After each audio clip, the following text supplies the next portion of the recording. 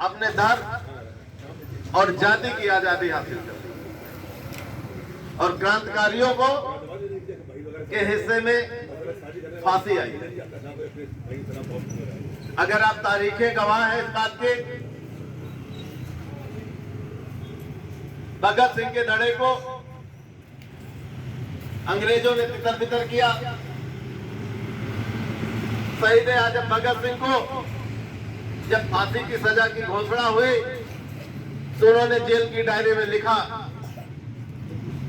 कि हमारी शहादत के बाद हमारा देश आजाद तो हो जाएगा, पर गोरे अंग्रेजों की जगह पे काले अंग्रेज शासन करेंगे। और ये बात हमारे देश के लोगों को हमारे शहादत के 100 साल बाद समझ में आएगी। मित्रों,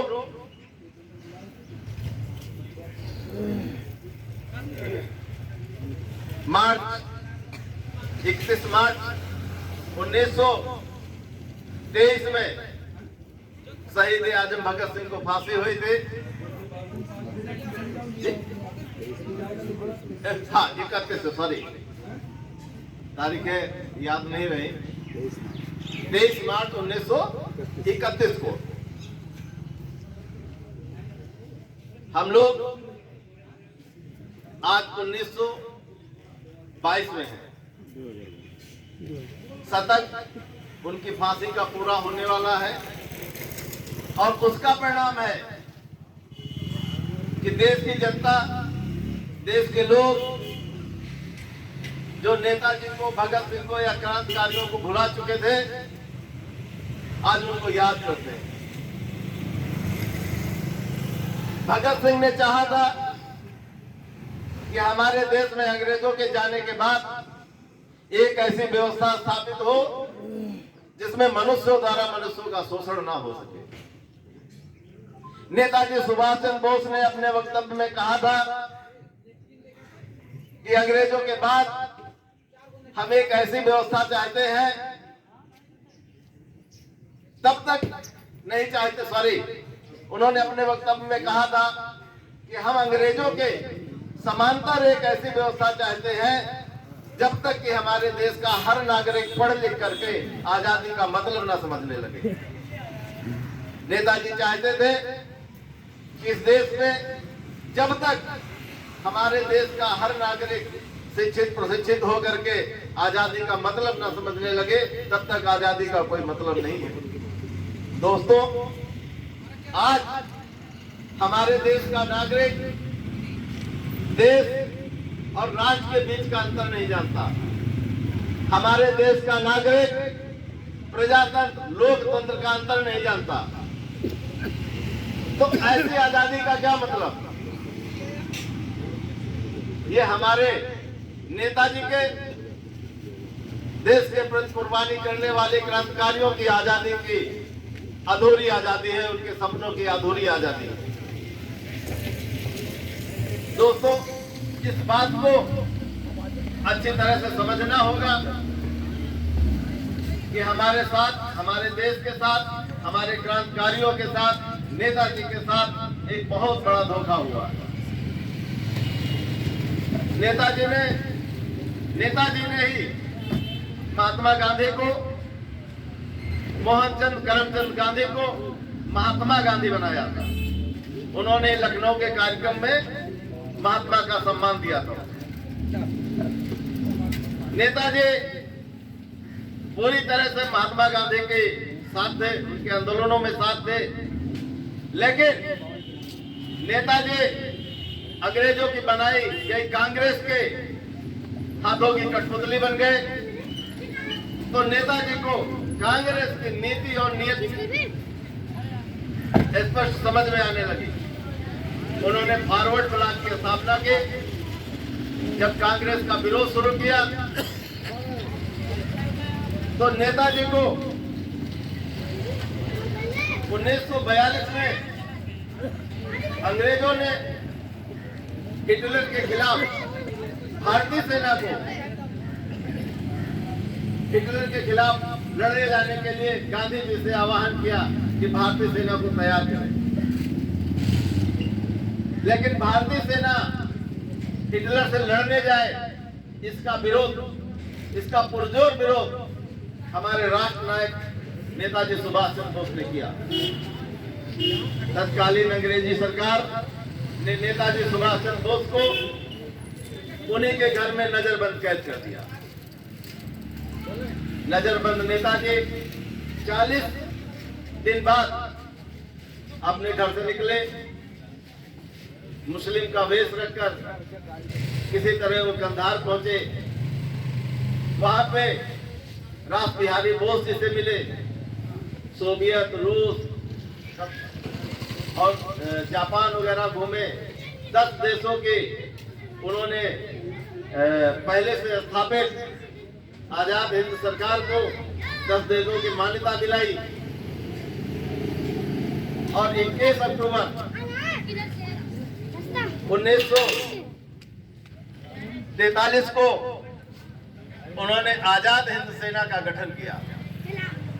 आजाद हिंद सेना के माध्यम से भारत के एक बड़े भूभाग पे उन्होंने जब कब्जा कर लिया, अपनी बैंक स्थापित कर दे, अपनी करेंसी जारी कर दे, अपना डाक टिकट जारी कर दिया।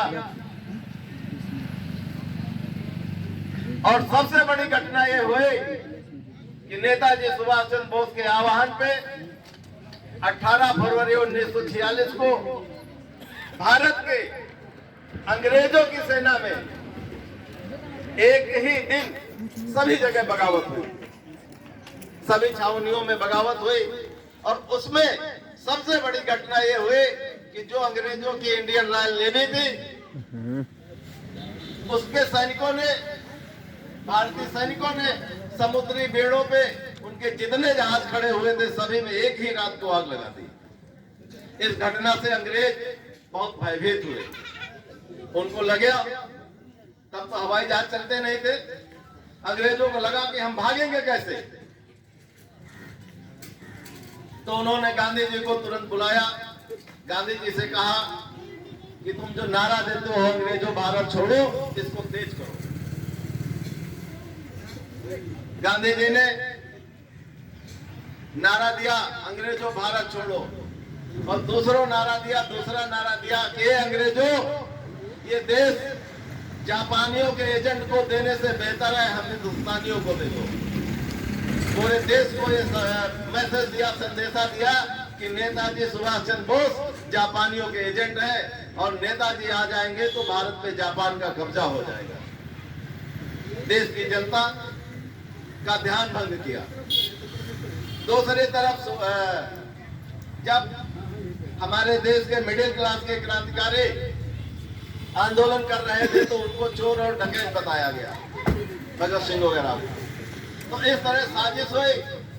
17 फरवरी 18 फरवरी 1946 की घटना, और बहुत जल्द अंग्रेजों ने 200 जहाज मंगाए। उसमें भारत से जो सोना चांदी दौलत लूटे थे, उन जहाजों पे लाद करके परिवार सहित चले गए और भारत को एक नकली आजादी 4000 पेजों के समझौते के साथ सत्ता का हस्तांतरण कर गए। एक नकली आजादी जिसमें हमें चुनाव लड़ने की आजादी है, लेकिन इस देश को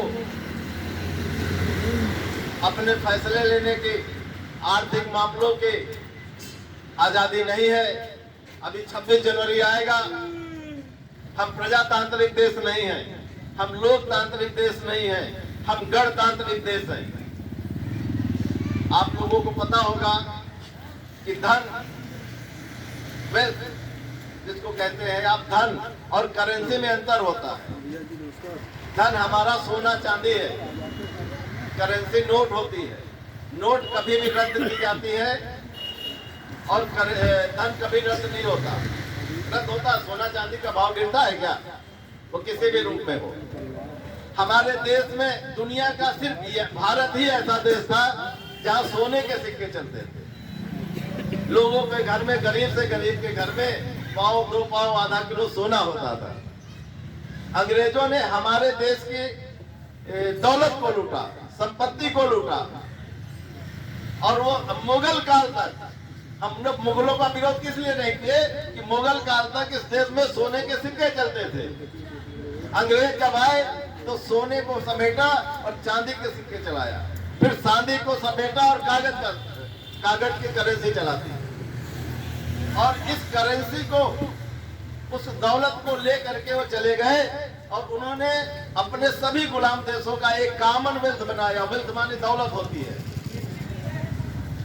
उस कॉमनवेल्थ के हम मेंबर हैं, हम सदस्य हैं, हम गण हैं। इसीलिए हम गणतांत्रिक देश हैं और गणतंत्र दिवस मनाते हैं। हम आजाद देश नहीं है, हम आज भी नहीं है। वो 400 पेज की जो 911 समझौते हैं, उसमें हमारे नेताजी को युद्ध अपराधी घोषित किया गया है, जबकि उसकी समय सीमा खत्म हो चुकी है। फिर भी उन पत्रावलियों को सार्वजनिक नहीं किया जा रहा है। लेकिन हम चाहते हैं, हम लोग इस आंदोलन को तेज करेंगे। हम गांव-गांव, गली-गली जाके इन बातों को बताएंगे लोगों को कि हमारा देश अभी आजाद नहीं हुआ है, एक आजादी अभी बाकी है। इसकी लड़ाई हमें इन काले अंग्रेजों से लड़नी है। नेताजी ने कहा था, तुम मुझे खून दो, हम तुम्हें आजादी देंगे। लेकिन आज के काले अंग्रेज कहते हैं, तुम हमें वोट दो, हम तुम्हारा खून पिएंगे। इनकी नीति है, ये जनता का खून पीने वाले काले अंग्रेजों को हटाना है। आज उस समझौते का एक महत्वपूर्ण कानून है, जिसमें यह हुआ था कि ब्रिटेन के महाराजा को इतनी पेंशन जाएगी, एक निश्चित धनराशि, और इतना गौवंश जाएगा, 3 लाख मेट्रिक टन गौवंश जाएगा। आज पूर्ण बहुमत की सरकार है गौभक्तों की। तो क्या ये जो स्लॉटर हाउस चल रहे हैं, जिनमें गैया कट रही, क्या इसको बंद नहीं कर सकते?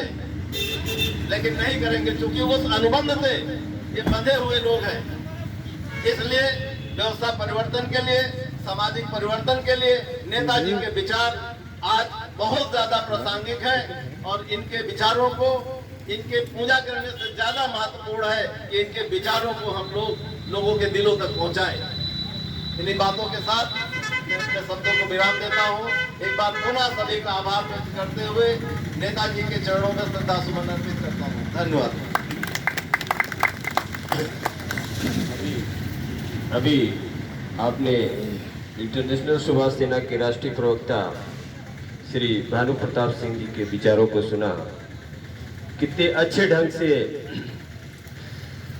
नेताजी के विचारों को आप लोगों के सामने उन्होंने प्रकट किया है। ये तो सत्य है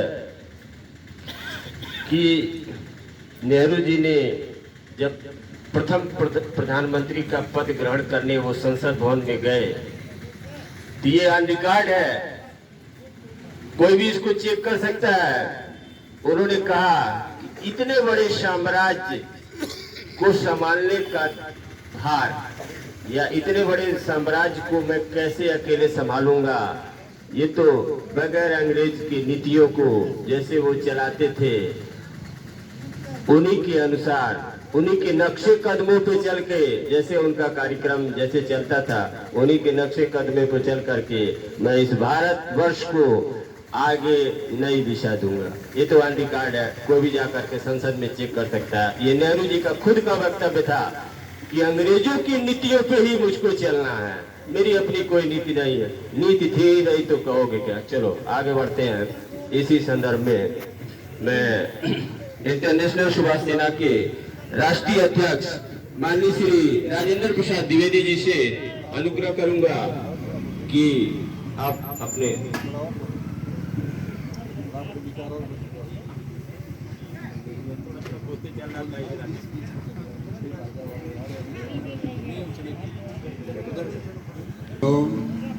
वंदे मातरम, जय हिंद।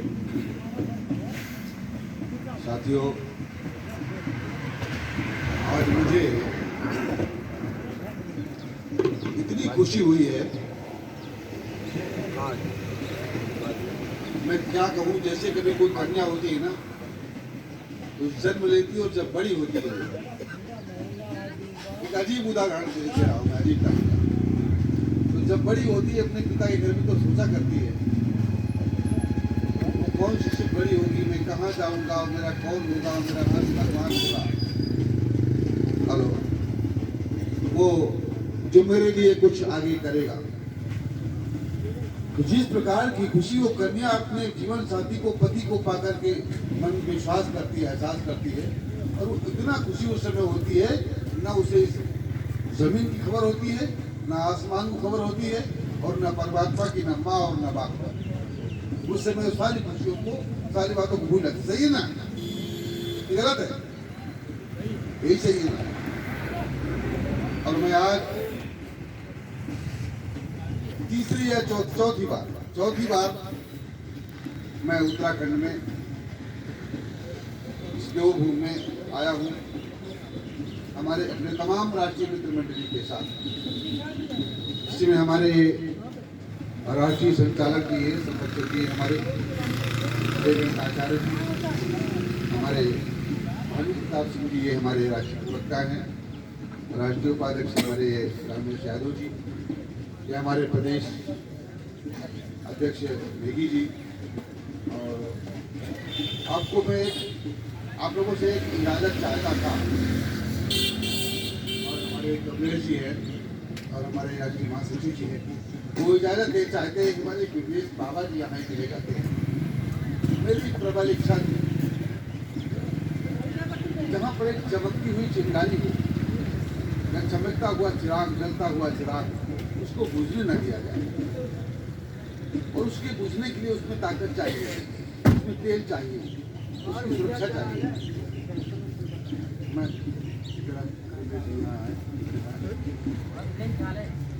तो ये आपके उत्तराखंड में, आपके उधम सिंह नगर में ये उधम मचाए रहते हैं। काय का उधम मचाए रहते हैं।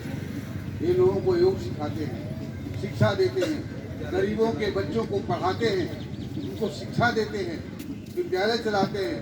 उसके बारे में कुछ नहीं चाहते, ये क्षेत्र का विकास चाहते हैं और उधम सिंह नगर में यहाँ के लोगों को आगे बढ़ने का प्रयास करते हैं। तो आप लोगों से मैं इजाज़त लेना चाहता था, और आप लोगों की परम समर्थन के साथ मैं हिम्मत के साथ अपनी बात रख रहा हूँ कि मैं इंटरनेशनल सुभाष सेना मैं इन्हें किस पद पर रखे, क्या मैं प्रदेश में ले जाऊं। चलिए हम आगे बढ़ते हैं। देखिए, हमें आपको सब लोगों को गुमराह होने का अवसर किस प्रकार प्राप्त हुआ, माइक ही सही कर रहे हैं हमको। तो मुझे इस तरह लगा के बात करने में अच्छा नहीं लगता। अब अगर कहीं भूल गया तो मुंह में चला जाएगा, दिक्कत होगी ना। हम वहां से चलते हैं कि हम कैसे इस अधिकार में पहुंचे। जब युद्ध चल रहा था, 6 अगस्त को बम गिरा हिरोशिमा में और 9 अगस्त को नागासाकी में बम गिरा सेकेंड वर्ल्ड वॉर में। जब महानगर में जापान ने कह दिया कि मैं अभी तो नहीं कर सकता, क्योंकि महानगर थे नष्ट हो गए हैं, नेताजी मैं विराम करता हुआ समर्पण कर दूंगा। तब नेताजी ने वहां कहा कि मिस्टर तोजो, जापान आत्मसमर्पण करेगा किंतु भारत मर करके लड़ेगा। तो बोले ये आप क्या कह रहे हैं? कह रहे नहीं, मैं मर के लड़ूंगा, तो मैं बताऊंगा आपको कैसे करना है। तो कहें ठीक है।